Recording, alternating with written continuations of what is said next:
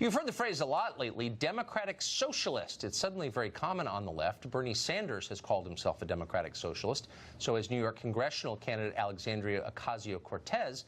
She's the woman the DNC chair, Tom Perez, recently said this about. She represents the future of our party. Alexandria's victory was just a remarkable reminder of the depth that we have in the Democratic Party. Okay, so democratic socialism is the future, but what is democratic socialism? We thought it'd be worth pausing for a minute to find out. Democratic socialism is not, by the way, a wing of the Democratic Party, at least not yet. It's an entirely separate movement with its own national organization, the Democratic Socialists of America. 2 years ago, the DSA endorsed Bernie Sanders and opposed Donald Trump, but did not endorse Hillary Clinton. So at times, it has been antagonistic to the Democratic Party. What did democratic socialists believe? There's no formal platform, but the outlines are pretty clear. Democratic socialists support socialism, state ownership of major industries. That would include healthcare, technology, manufacturing. Some of them explicitly support communism.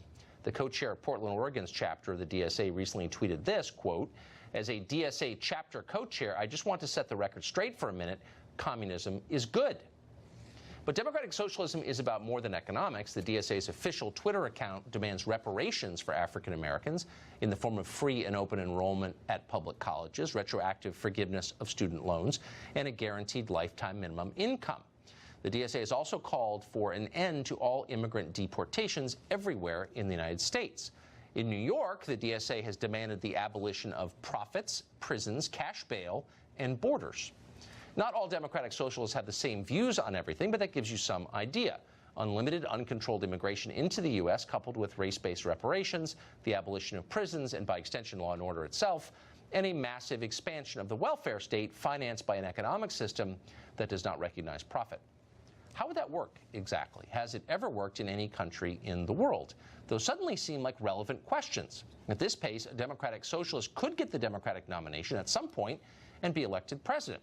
So we thought it was a perfect moment to speak to possibly the most famous of all advocates for democratic socialism, Cornel West. He's a professor at Harvard. He's an honorary co-chair of the Democratic Socialists of America, and he joins us tonight. Cornel, thank you for coming on. No, thank you, and it's good to be in dialogue with you once again, no, brother. Yes, it is. So to give us some sense of what democratic socialism is, can you point to an example, an extant example of it that works? Venezuela seems like an example of democratic socialism. Would you say that it is? And if so, does it work? No, I don't think that democratic socialism as an ideal has been able to be embodied in a larger social context. There's different forms of it. Some are bad, some are medium, some are better.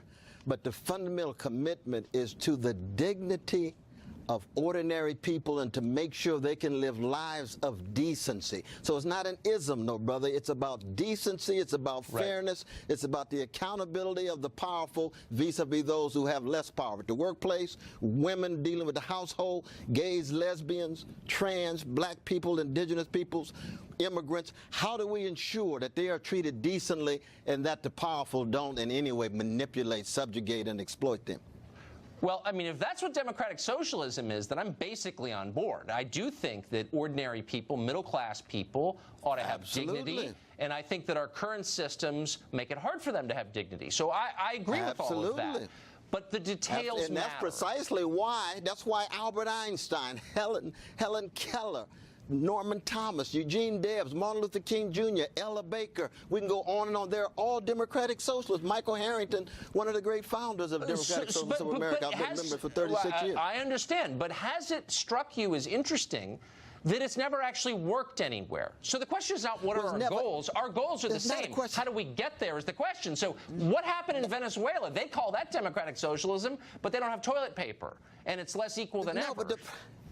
But part of the problem is, though, brothers, that any time there's been the attempts of ordinary people to engage in self-determination, They can get crushed by external nations. Look at U.S. policies toward Venezuela has been very, very ugly. Nicaragua in the same way. We saw that in so many other instances where countries tried to engage in self-determination, and they either get crushed, they either get coerced, and they end up oftentimes responding to that kind of authoritarian treatment. So we've never had a chance to really pull it off. So it's only been a movement so far. It's an attempt to resist the greed at the top, the racism, the sexism, the homophobia, the various ways in which humanity is violated rather than affirmed. So here's, just to the details quickly. The DSA of New York, which is certainly one of the biggest in the country, recently said... And thank God for Sister Alexandria. She's my dear sister and comrade. Absolutely. So they said that they're against borders, profits, and prisons.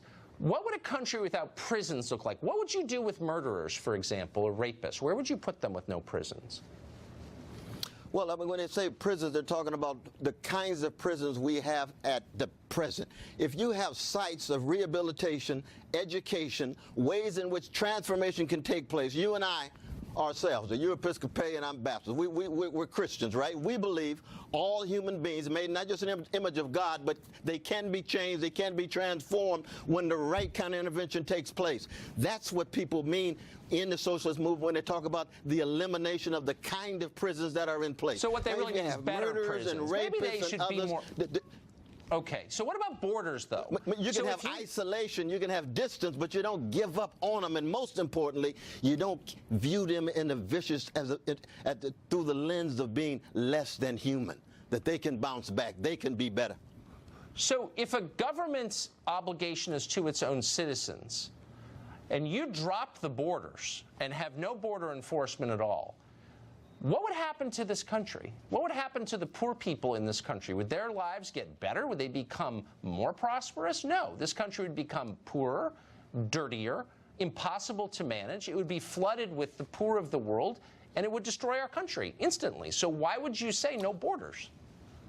Well, I mean, again, no, you got a variety of voices in the Democratic Socialists of America. We like a jazz orchestra. You got different perspectives and orientations. We all don't agree on one particular policy all the time. This is true in terms of Israeli occupation of Palestinians. Some are in the middle, some are much more critical, like myself. The question is, how do you keep track of the rich humanity of Mexican brothers and sisters, of those coming from Latin America, those coming from Africa, those coming from Haiti, and those coming from Europe and Asia? That's the important thing. We know the history of America, other than indigenous peoples and Africans who've been enslaved, was to open the borders, to bring folk in, to allow people to gain access. But it's not a matter of no borders at all. It's a matter of how do you ensure that their dignity is affirmed when they arrive so that you don't end up having the kind of neo-fascist policies of the Trump administration separating these precious children from their mothers and fathers. That's silly, as you well know. But how do you think that the descendants of Americans... But hold on. How do you think the descendants of American slaves benefit when you bring in 25 million illegal immigrants from the third world? Does that elevate poor Americans? I don't see any evidence that they get richer or happier when you bring in more poor people. You ignore their problems. That's why we don't pay any attention to their problems anymore. My dear brother, but if we were having this discussion 100 years ago and you had millions of people coming from Jew-hating Europe, Irish-hating Britain, and Ireland, I mean, all the folk who came into the making of slices of this nation, did it not allow for the kind of coming together in which poor and working people would be able to straighten their backs up and speak with dignity and decency about issues that affect all of us? That's the history of the nation, with the exception of the African slaves and the precious indigenous peoples. So the idea that somehow now that the immigrants are here, and a lot of the immigrants who've only been here 1 or 2 generations now become the definitive authority defining what it is to be an American. How hypocritical can you get? I've been here 9 generations coming out of enslaved people, and I can still embrace my Mexican brothers and sisters. I can embrace a whole host of others coming from around the world. But it's not just a matter of no borders. I don't believe in just no borders myself. It's a question of making sure their dignity is affirmed when they get here. Then you've got to get a hold of the DSA of New York's Twitter account, because they're saying some pretty reckless we got a number of voices in DSA. I love them. We believe in disagreement. We believe in disagreement. You were just talking about disagreement in terms of defending civil liberties. I believe in protecting civil liberties, yours, mine, Paige's, Bernie Sanders, Mumia Abu-Jamal's, a whole host of folk. But we have to be consistent. It can't just be right-wing. You always lose me at the end, Cornell. Thank you so much for coming on. I hope you will come back. Cornell West.